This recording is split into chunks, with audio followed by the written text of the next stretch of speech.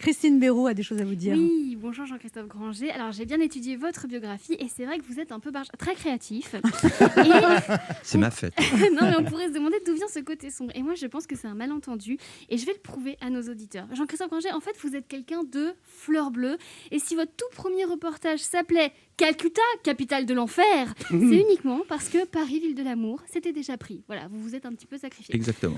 Premier succès, Les Rivières pourpres, qui commence par une scène bucolique à la montagne, où un cadavre a été retrouvé pendu dans les airs. Bon, là encore, je pense tout simplement que c'est un malentendu. C'était un message d'amour. Vous aviez pressenti la crise sanitaire et avec plus de 20 ans d'avance, vous vouliez dire aux gens qui aiment la montagne, écoutez, c'est pas grave si les remontées mécaniques sont fermées. Voilà, c'est ça en fait. Hein. Non, mais moi, je comprends le succès du film et du roman. 20 ans après, j'ai tellement de questions. Comment est venue l'idée de la sœur jumelle? Est-ce que La Neige, c'était un hommage à Shining?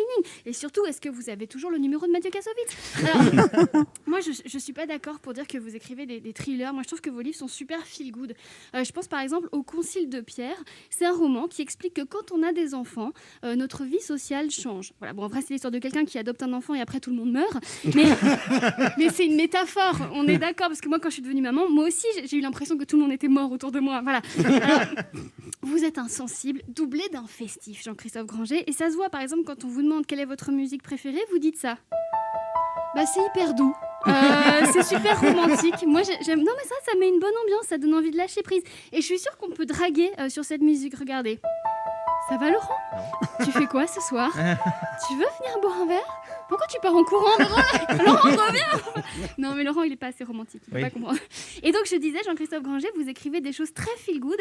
Moi, je trouve même que vous écrivez du développement personnel. Un jour, vous avez écrit sur le fait qu'on pouvait être beau extérieurement, mais aimer soigner sa part sombre et que c'était pas grave. Bon, c'est l'histoire de Guillaume Canet qui éventrait tout le monde dans Vidocq. Mais quand même, sur le fond, Christophe André et Mathieu Ricard n'ont qu'à bien se tenir. Voilà. Moi, j'ai plein de questions sur Vidocq. Est-ce que le personnage de l'alchimiste c'était un hommage à Coelho? C'est comment de voir Gérard Depardieu dire des textes qu'on a écrits? Et surtout, est-ce que vous avez toujours le numéro de Guillaume Canet? Bref, vous êtes un grand romantique, vous aimez l'Italie. La preuve, vous racontez mon meilleur souvenir de journaliste, un mois dans la mafia, un hiver à Palerme, des valeurs folles, violentes, brutales. Waouh, la Dolce Vita. Ça donne envie d'y aller avec vous, franchement. Vous êtes le maître du suspense. C'est vrai que le suspense, c'est une horlogerie très subtile. C'est une question de timing. Moi, je suis nulle, par exemple. Anne, tu devineras jamais qui j'ai croisé hier, Josiane. Voilà, donc là, on n'a pas eu le temps vraiment d'être dans le suspense. Et à l'inverse, Anne, tu devineras jamais qui j'ai croisé hier. Qui? Josiane. Donc là non plus, les gens ont oublié la... Non mais ça c'est difficile. Et vous, c'est parfait, c'est sous-pesé. Alors Jean-Christophe Granger, oui, vous racontez des histoires sombres en disant j'écris simplement sur des choses avec lesquelles j'ai des problèmes et que je ne comprends pas. Et heureusement que tout le monde ne fait pas ça parce que sinon il y aurait beaucoup de livres sur la campagne de vaccination. Et vous êtes un de ceux qui nous racontent des choses graves mais fictives avec talent et émotion. Le contraire de Jean Castex qui vient nous raconter des choses graves mais réelles avec des fiches principalement. Et du coup j'ai plein de questions. Est-ce qu'il y aura une saison 4 des Rivières pourpres? Les oiseaux migrateurs, est-ce que c'est fini? Est-ce que vous avez votre propre numéro? Pardon. Jean-Christophe, vous êtes surtout... C'est pas possible. Vous êtes surtout un de ceux qui nous divertissent avec intelligence et efficacité. Quand bien même vos histoires sont sombres, à la fin, on s'en sort toujours. Et ça nous change.